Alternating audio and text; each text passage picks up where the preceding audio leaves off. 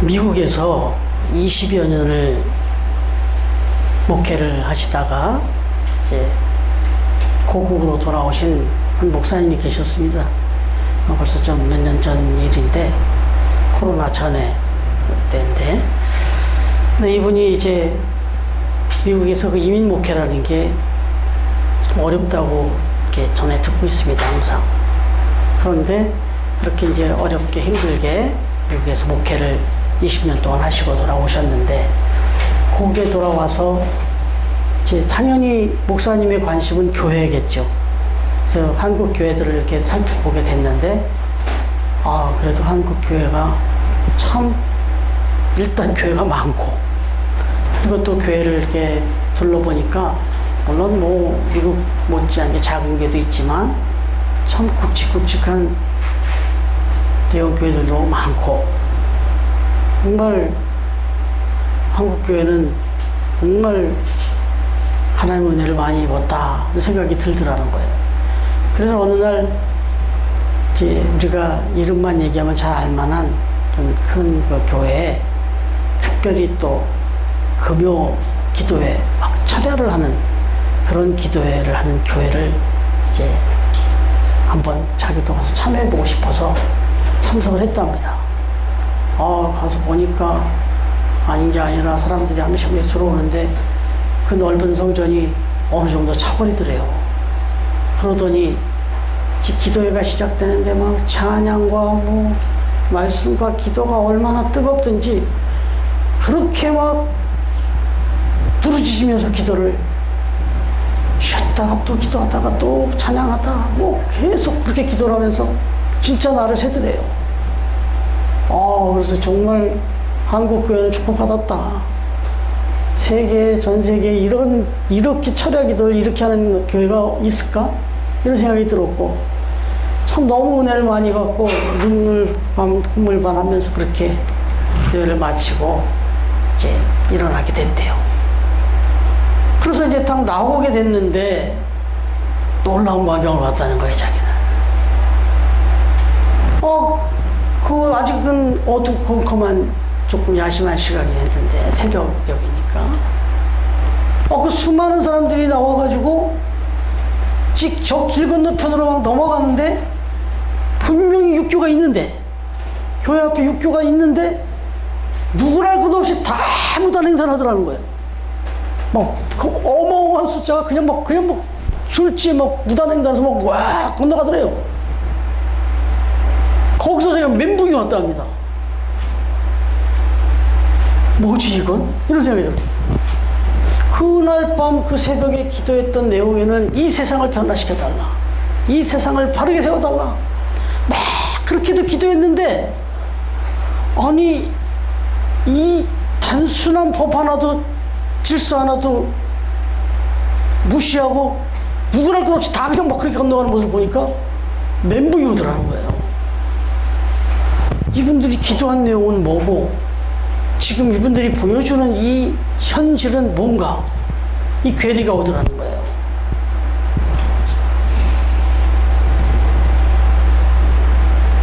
좀 마음이 확 무너졌다 합니다. 근데 이분이 좀 너무 오버하시는 건가요, 목사님이? 이분이 제대로 본 거 맞잖아요. 이분이 제대로 본 거 맞잖아요. 한번 상상을 해보시는 거예요. 우리 세부존만한 교회가 하나 있어요. 근데 여기서 예배를 500명 예배를 드렸어요. 그러더니 이제 예배 끝나고 쏟아져 나갔는데 저 길을 막 무단횡단 넘어간다고 생각해보세요. 좋아요. 대낮은 그렇게 못할 것 같으니까 새벽 기도 끝나고. 이거 세상이 어떻게 보겠습니까? 교회마다 제일 고민이고 가장 큰 주의사항이 뭐냐면, 제가 목회를 이렇게 개척을 다시 시작하기 전에 분당에 있는 모 교회를 좀 다녀봤단 말이죠. 거기도 그렇고 또 몇 교회, 여기 복정동도 좀 가고, 계속 써놓은 편말이고 이 바리케이트 세워놓은 편말이 뭐냐면 다 무단주차하지 마라, 무단주차하지 마라. 그래갖고 이 안내원들이 나와서 계속 유도하는 게 여기다 차대면 안 된다, 계속 안내하는 거예요. 예배 드리러 은혜 받으러 온 건 맞는데 기초 지키고 들어와야죠. 막 여기저기다 대놓고 들어오는 거예요. 예배 시간 늦으면 안 된다. 나 예배를 드리러 간다. 나 은혜 받아야 된다. 그래놓고 세상이 바라보는 자기 차는 막 여기저기다 대놓고 들어오는 거예요. 이것 때문에 골머리를 앓아요. 여러분, 이거 큰 괴리가 있는 거죠. 여러분, 한번 생각해 보시면 그 생각을, 이 목사님은 그래요. 분명히 뜻없이 거기다 육교를 세워놓지는 않았을 거다. 그 비싼 돈을 들여서 육교를 세워놨을 때는 뭔가 그곳의 교통 상황을 위해서 또 보행자들의 안전을 위해서 분명히 그 비싼 돈을 들여서 육교를 세워놨을 것이다. 분명한 뜻이 있었을 텐데 그걸 불편하다고, 조금 불편하다고 집단으로 이렇게 다 걸리고 법을 어겨버리면 이거는 세상에 모범을 보여줘야 되는 교회가 오히려 이거는 너무나 잘못된 모습을 보여줘서 하나님 영광을 가리지 않겠냐, 이런 생각이 들었답니다. 여러분, 어떻게 생각하세요? 이 미국에서 오신 목사님이 너무 순진하다. 아니요, 제가 들은 것만 해도 미국은 그런 정도 중법 정신에 대해서는 아주 철저하다고 들었어요. 여러분, 지난주에 우리가 율법에 대해서 계속 공부를 하고 또 말씀을 나눴는데, 율법을 딱딱하게 들을 수 있는데 참 이게 우리 삶에 무지무지 중요하니까 여기 지금 몇 주째 이야기를 합니다. 그런데 우리가 지난번에 율법에 대해서 말씀 나눌 때 율법이라고 하는 거는 이제 죽었다, 이렇게까지 얘기했잖아요. 그는 아주 원리 원칙에 아주 그냥 숨도 못 막히게 하는 남편 같은 존재여서 결국 그것이 좋긴 하지만 너무 숨 막혀서 결국 그 남편이 그렇게 이제 세상을 떠나고 나닌 후에 예수 그리스도를 상징하는 좋은 남편이 와서 자유를 주고 배려를 주고 사랑을 주고 이래서 자유를 누리게 됐다, 뭐 이런 얘기로 예를 들었단 말이에요. 그러다 보니까 우리가 어떤 생각이 드냐면, 율법은 나쁜 거구나, 불필요한 거구나, 이런 생각이 혹시 들을까봐 사도 바울이 그 다음에 또 이야기를 하는 거예요. 그럼에도 불구하고 율법을 주신 이유가 있다, 그죠? 율법이 그렇게 나쁘고 불필요한 것은 아니다, 이 얘기를 또 덧붙여 또 하는 거예요. 여러분, 그래서 그럼 율법을 주신 이유는 뭐냐, 그 이야기를 오늘 말씀하고 있는데 이게 바로 양면성이라는 겁니다. 율법의 양면성 때문에 나쁜 부분도 얘기했지만 좋은 부분이 있다는 걸 또 오늘 얘기하는 거예요. 양면성, 그러면 가장 쉽게 이해하실 수 있는 게 칼이죠, 칼. 저희 집에 제가 가끔 이제 설거지도 해보는데 칼이 나와 있을 때가 있어요. 요리를 하고 칼이 싱크대에 있을 때가 있어요. 그래서 그 칼을 이렇게 닦다 보면 얼마나 조심스러운지 몰라요. 근데 이 칼을 능숙하게 다루는 사람이 있잖아요. 그냥 막 어찌됐든 이 칼은 양면성이 확실합니다. 주부가 가지고 요리를 할 때 이 칼은 너무너무 유용한 도구예요. 맛있는 음식을 만드는데 칼처럼 중요한 게 어디 있어요? 그래 우리 집사님이 칼 다 갈아주시잖아요. 너무너무 행복해 하시는 걸 봤어요. 칼 막 갈아주실 때 이제 날카롭게 잘 드는 칼을 가져가서 요리할 때 그 즐거움이 보인다고요. 그런가 하면 의사의 손에 들린 칼, 메스, 이건 생명을 살리는 거예요. 이렇게 칼은 너무너무 유용하고 꼭 필요해요. 그런데 이게 강도의 손에 들리면 이거는 범죄 도구가 되고 생명을 죽이는 도구가 됩니다. 그러니까 칼 자체가 문제가 아닌 거예요. 누가 칼을 어떻게 사용하느냐에 달린 거예요. 율법이 문제가 아니에요. 율법을 누가 어떻게 해석하고 어떻게 사용하느냐에 달린 거예요. 근데 사실 생각해보면 칼이 필요해요, 안 필요해요? 절대적으로 생각하면 필요하시잖아요. 그죠? 율법은요, 율법도 필요합니다. 꼭 필요합니다. 이거 하나만으로도 이미 율법을 주신 이유가 확실히 정해지는데, 그런데 그러면 율법을 주신 이유 속에서 양면성을 생각해 봐야 돼요. 그러면 이것 때문에 주셨고 이렇게 필요한 거구나. 그런데 이건 이렇게 주의해야 되겠구나. 이게 나오는 거죠. 첫 번째가 뭐냐면 이걸 이 율법의 양면성이라고, 칼의 양면성이라고 했는데, 양면성에서 긍정적인 요소를 순기능이다 이렇게 얘기하고, 아주 부정적인 경우를 역기능이다 이렇게 말하죠. 순기능, 역기능 들어보셨잖아요. 그래서 율법에도 순기능이 있고 역기능이 있다 이거죠. 칼에도 순기능이 있고 역기능이 있듯이. 근데 바로 그 순기능에 대해서 7절을 말합니다. 7절 말씀 같이 한번 읽어보겠습니다. 7절 시작. 그런즉 우리가 무슨 말을 하여 율법이 죄냐 그럴 수 없느니라. 율법으로 말미암아서는 내가 가지를 알지 못하였으니. 예, 여기 보니까 7절 더 있나요? 예, 곧 율법이 시작. 곧 율법이 탐내지 말라 하지 아니하였더라면 내가 탐심을 알지 못하였으리라. 아멘. 여러분 여기 보니까 우리가 무슨 말을 해요? 율법이 죄냐? 율법 때문에 숨 막히고 우리가 다 너무너무 힘들게 이렇게 살아가게 됐는데, 그래서 율법이 죄냐? 아니라는 거죠. 율법으로 말미암아 어떻게 된다고? 내가 죄를 알게 됐다는 거예요. 율법이 없으면 죄를 몰랐다는 거예요. 그러니까 하나님께서 율법을 우리에게 주신 이유는 죄를 알게 해주시려고, 죄를 발견하고 깨닫게 해주시려고 율법을 주셨다는 거예요. 기준을 주신 거예요. 여기서부터 이 법을 넘어가면 이건 죄다 하는 기준을 가르쳐 주신 거예요. 이 기준이 있어서 우리는 죄를 알게 된 거예요. 어디까지가 죄고 어디까지가 선인지, 죄가 아닌지를 알려줄 수 있는 기준으로 주신 거예요, 율법은. 그러니까 이 율법이 있어야 되죠. 그래야 내가 이게 죄인지 아닌지를 구분하지. 그래서 그 기준으로 주셨다는 거예요. 그래서 신학자들은요, 성경 주석가들은 이 율법을 뭐라고 얘기하냐면, 항상 이걸 많이 비유하는데 거울과 같다. 율법은 거울과 같다. 그 율법이라는 거울을 가지고 나를 비춰봐야 된다. 그래서 율법의 기준을 거울로 삼아서 내가 그 기준에 지금 맞게 살고 있는지 안 사는지를 비춰봐야 된다. 이 거울과 같다 이렇게 말해요.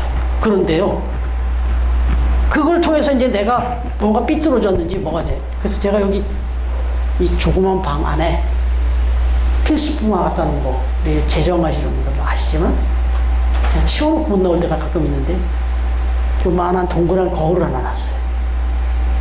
거기다 요만한 동그란 거울 놓은 거는 제가 여기서 여기 나오는 다 집에서 거울 다 보고 정리하고 왔어요. 그럼에도 불구하고 또 혹시라도 어떤 내 복장이든 어떤 모습에서, 그래서 한번 꼭 보고 나옵니다. 네. 그러니까 내가 뭔가 비틀어진 건 없는지, 잘못 나가는 길은 없는지를 계속 율법을 통해서 비춰보는 거예요. 네. 그래서 율법은 필요한 거예요. 그래서 율법을 통해서 그렇게. 그런데 여기 오늘 율법 얘기하면서 거울같이 나를 비춰보고 내가 죄를 짓는지 않는지를 이렇게 잣대로 삼아야 된다는데, 아주 좀 숨막히는 얘기가 하나 나와요. 탐심 얘기가 나옵니다. 탐심. 그런데 거울에 비추면 여러분 내 마음속에 비춰지나요? 안 비춰지잖아요, 사실. 그런데 율법은 우리 탐심까지도 다 본다는 거예요. 생각해보면요, 심리학자들은 우리 마음속에서 별의별 생각이 다 일어난다.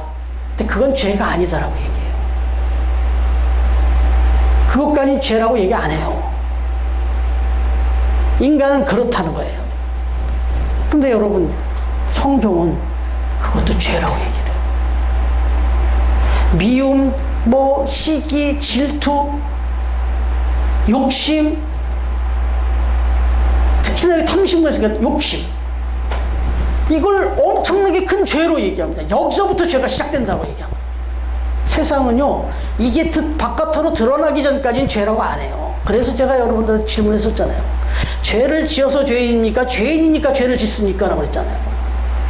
근데 여기서 헷갈리잖아요. 죄를 지었으니까 죄인이지 무슨 죄인이 죄를 짓는다? 이게 잘 안 받아들이는데, 세상 사람은 못 받아들일지 모르지만 우리는 알아요. 왜? 하나님이 그렇게 말씀하셨거든요. 너희들은 이미 죄인이다. 너희들은 이미 하나님 앞에서 범죄한 아담의 피를 받았기 때문에 니들 몸속에 이미, 너희들 마음속에 이미 죄가 들어있다는 거예요. 지금 여러분들 마음속에, 제 마음속에 죄악의 덩어리가 가득 들어있어요, 지금. 여기서 이게 바깥으로 드러나는 거예요. 그러니까 이미 죄인이에요. 그래서 언제든지 우리는 죄를 지을 수 있는 가능성을 가지고 산단 말이에요.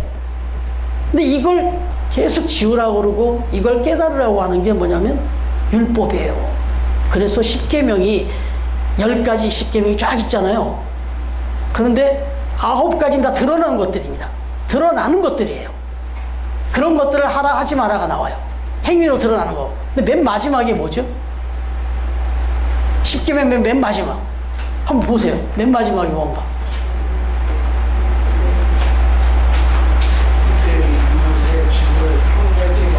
네. 탐심을 얘기하죠. 아니, 내 이웃의 것을 훔치지 말라가 아니에요. 네? 탐하지 말라는 거예요. 그것도 죄라는 거예요. 욕심 부리고, 뭔가 이렇게 질투하고, 시기하고, 샘내고, 막 이러는 거. 이게 죄라는 거예요. 근데 우리나라가, 요건 제가 준비 안 한 건데, 한마디만 할게요. 어제 유튜브를 봤더니, 우리나라 국민들이,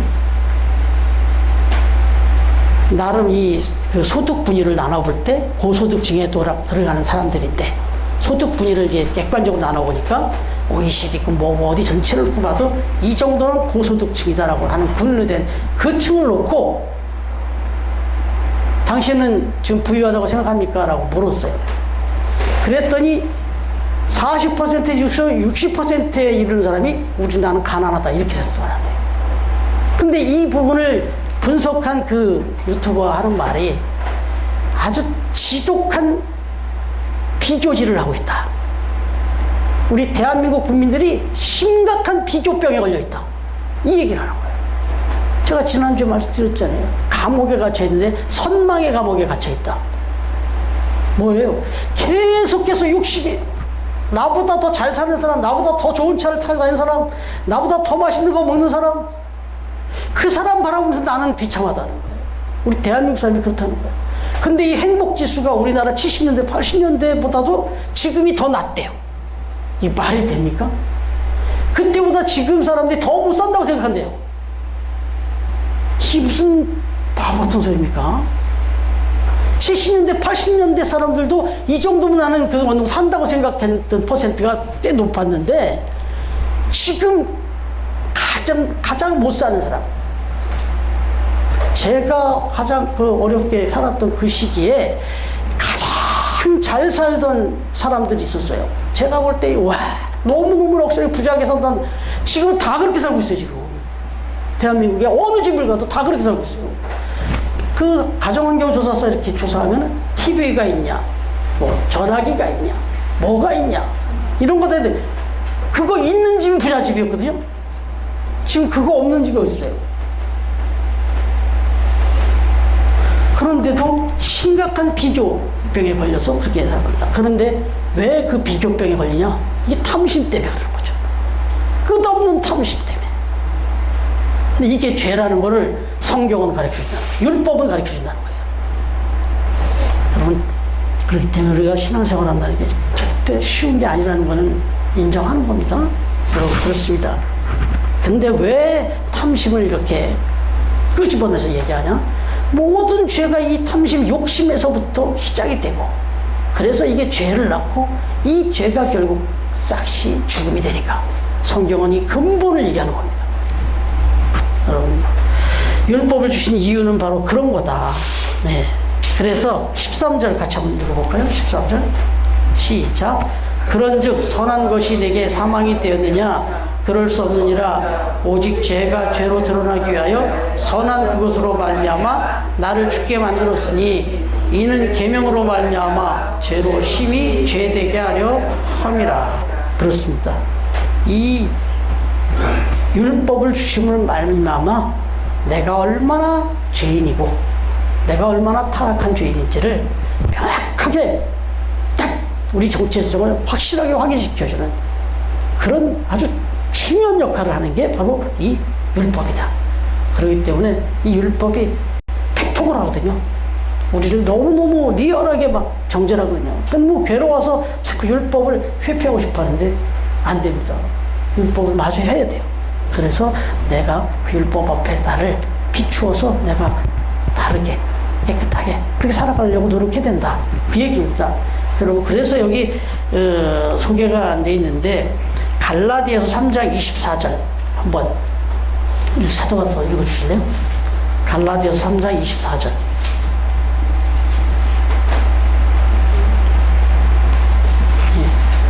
찾으신 분, 우리 강유 집사님이 찾으셔서 읽어주시면 제일 좋겠네요. 예. 네, 갈라디아서 3장 24절. 예.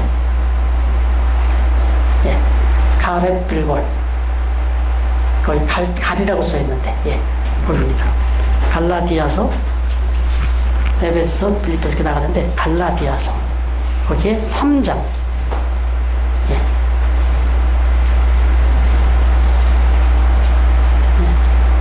찾으셨어요? 갈라디아서? 좀 자주 우리가 안 보는 말씀이라서 내가. 예, 3장 24절. 예, 이같이 거기 한번 읽어주십시오. 3장 24절.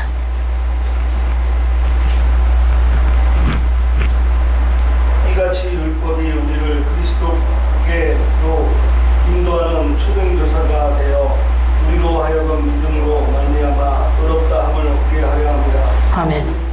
여기 보니까 율법이 우리를 이렇게 그리스도께로, 예수 그리스도의 그 거룩한 성품으로 이렇게 인도를 하는데 초등교사라는 말이 나와요.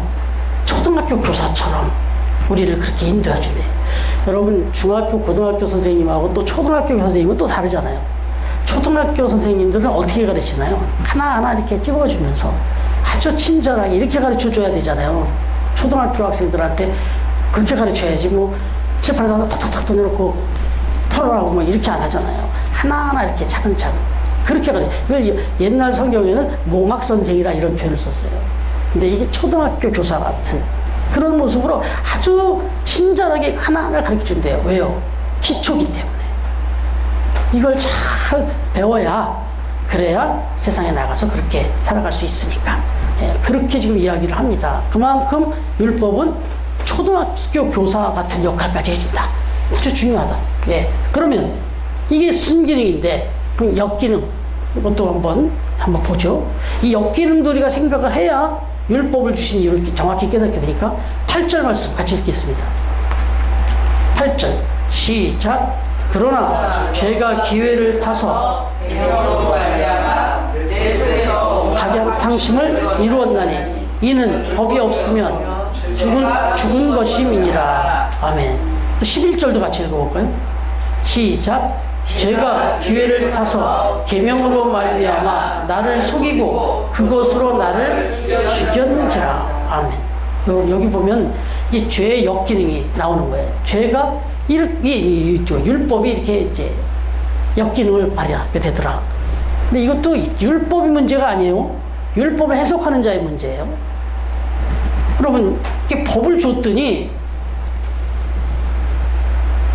그 법을 보면서 내가 이렇게 부족하구나, 내가 이렇게 하면 안 되겠구나, 이렇게 하면서 나를 이렇게 반추해보는 거울로, 그리고 내 마음속에까지 비추면서 탐심까지 받으면서 이렇게 살아두라고 줬는데 똑같은 율법을 보더니 딴 생각하는 사람이 있어요. 법을 피해가는 방법을 보는 거예요. 여기서 A는 B라면 C로 이렇게가 법이야? 그러면 이렇게 할 때 돌아가고 뒤로 하면 되겠네? 이게 인간이라는 거예요. 법을 줬더니 법망을 교묘히 피해가는 거예요. 법이 없으면은 그런 생각을 안 할 수도 있는데, 법을 줬더니 이제 법 가지고 묘묘하게 이제 다른 쪽으로 있습니까? 없습니까? 그런 사람들이. 허가난 도둑놈들이라고 하잖아요. 그래서 허가낸 도둑놈들. 분명히 허가를 냈어요. 근데 허가를 딱 내갖고 요 정도야 이렇게 하는 거야. 알았어. 그럼 이걸 편법 불법으로 돌려가지고, 그래서 떳떳하게 삽니다. 죄를 짓고도. 이 사람들이 떳떳할 수 이유가 뭐냐면 법 때문에 떳떳해요. 나는 법대로 했어. 이게 떳떳함이에요. 그러니까 율법을 역이용하는 거예요.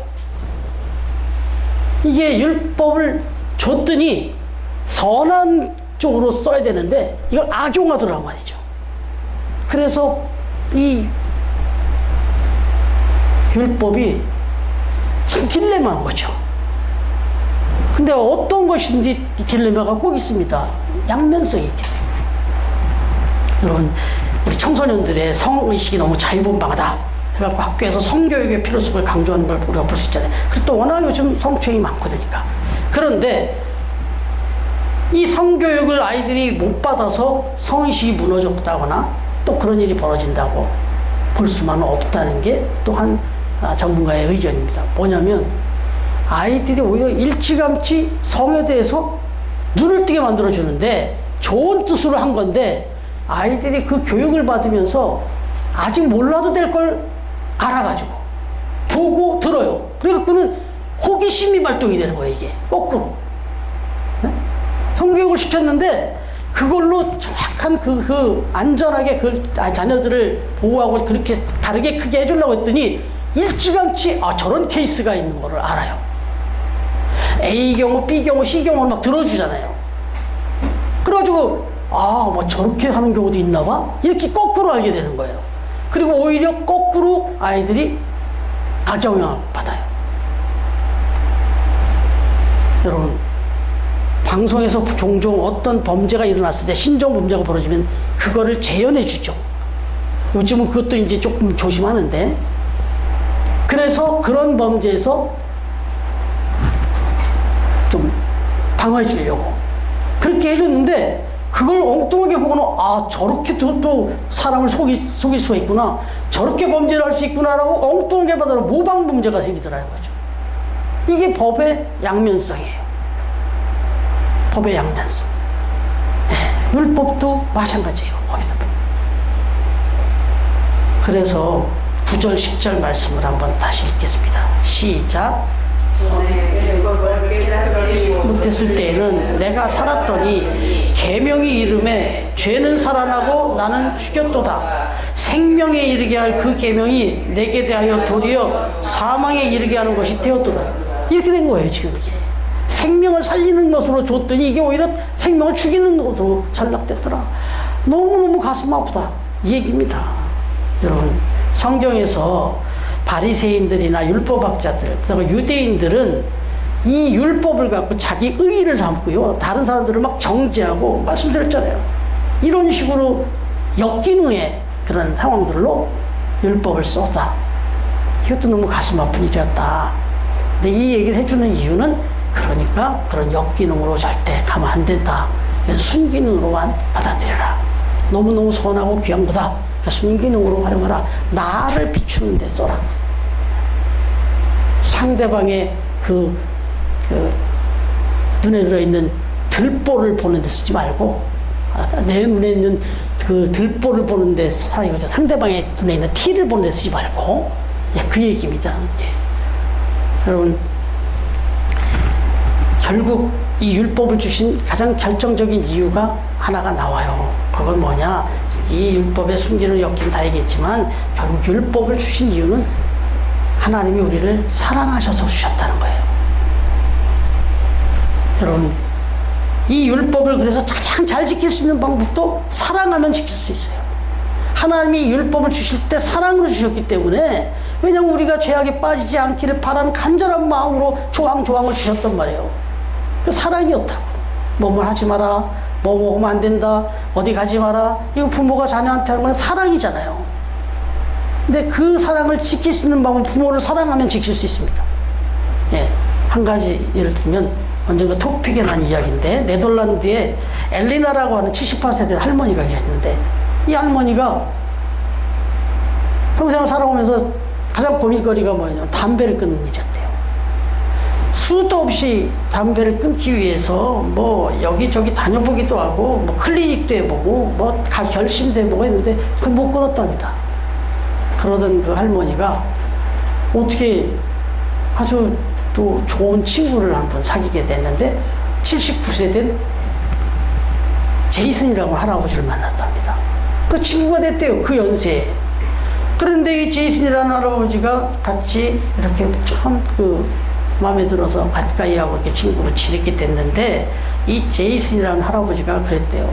아, 엘리나, 내가 참 너무 마음에 들고 교제하는 거 너무 즐겁고 행복한데 그 담배 피는 거 그것만 좀 끊어줄 수 없겠냐. 아, 그게 참 힘들다. 그게 되게 안 좋아 보인다.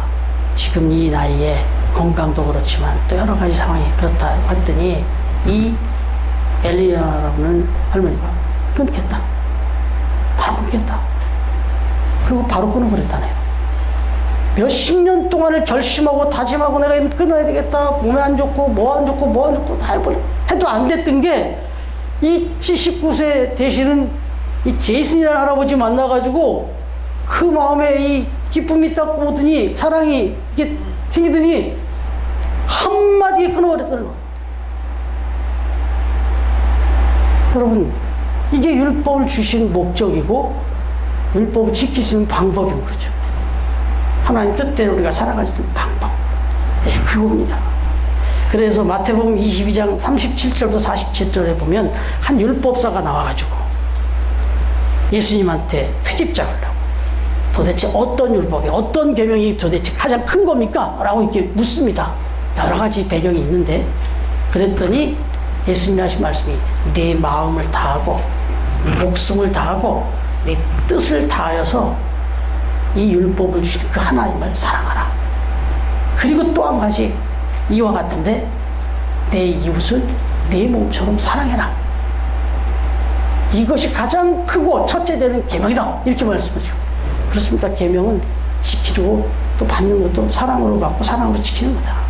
여러분, 바라기는 저와 여러분이 먼저는 율법 앞에서 얼마나 우리가 부족하고 연약한 존재인지, 특히나 율법이 살피고 있는 우리 마음의 탐심, 우리 마음의 양심, 그것도 살피시고, 그리고 그 율법 앞에서 항상 나를 정결하게 세우시면서 무엇보다도 나를 그렇게 사랑해 주신 그 하나님, 그 하나님이 보시는 그 눈앞에서 내가 하나님을 사랑하는 마음으로 기꺼이 그 율법 이상으로 그렇게 살아감으로 정결하고 깨끗하고 또 복되게 행복하게 그렇게 살아가시는, 그래서 하나님의 기쁨이 되는 그런 삶을 살아가는 저와 여러분이 되어지기를, 그렇게 해서 주님을 한 걸음 한 걸음 닮아가는 저와 여러분이 되기를 주님의 이름으로 축원합니다.